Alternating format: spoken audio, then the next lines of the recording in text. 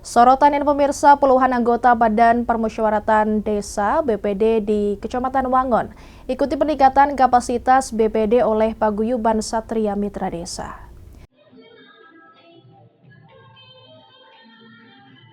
Pengurus Paguyuban Satria Desa Kabupaten Banyumas menggelar peningkatan kapasitas bagi anggota Badan Permusyawaratan Desa atau BPD yang digelar di Aula UPK Kecamatan Wangon, Banyumas.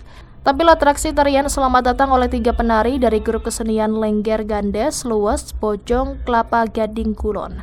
Sejumlah tokoh hadir antara lain pembina Paguyuban yang juga anggota DPRD Jawa Tengah Sidi Marwadi, mantan pejabat pemerintah Kabupaten Banyumas Dr. Andes Purwadi Santoso, penasehat BPD mantan Sekjen MPR RI Maruf Cahyono, anggota DPRD Banyumas Ahmad Abdullah dan Camat Wangon.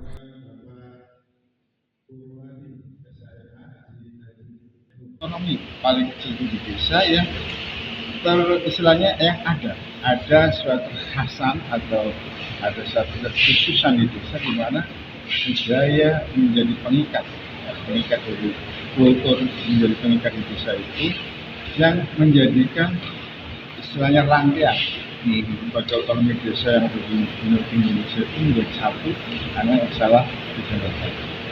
Jadi kalau kita bicara kepentingan A dengan B kan pasti akan istilahnya akan ada gesekan. Ketika kita bicara budaya itu akan ada gesekan. Nah kita buatkan budaya sebagai satu istilahnya rangkaian dan kemudian menjadi satu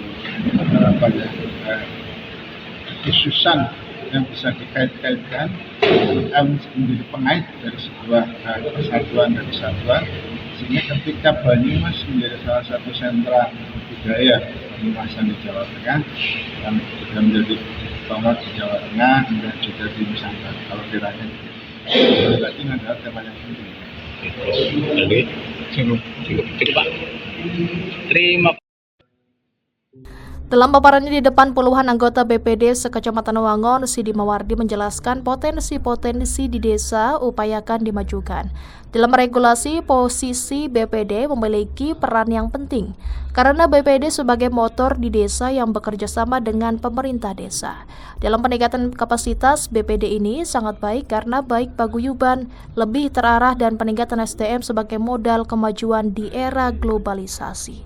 Kegiatan di desa harus ada kontrol, namun diperlukan harmonisasi dalam bermitra sehingga masalah bisa diatasi dengan solusi yang baik. Sementara dalam sesi peningkatan kapasitas yang ke-22 tersebut, Profesor Maruf Cahyono membuka sesi peningkatan kapasitas, mengingatkan agar kultur dan budaya seperti lengger, calung, dan lainnya jangan sampai hilang. Kapasitas pembangunan desa secara umum seperti itu. Yang kedua, tadi banyak berkembang ya, dinamika diskusi. Salah satunya adalah tentu terkait dengan kedudukannya. Juga berkembang terkait dengan hubungan ya antara pemerintah desa dan BPD. Dan yang terakhir jadi yang ditanyakan terkait dengan hak keuangan anggota BPD. Jadi saya kira itu dinamika diskusi tentu sebagai aspirasi yang berkembang yang ada BPD, harapan saya. BPD adalah pemegang kedaulatan yang pertama di pemerintahan desa yang mewakili rakyat mulai dari RT, RW, dan seterusnya.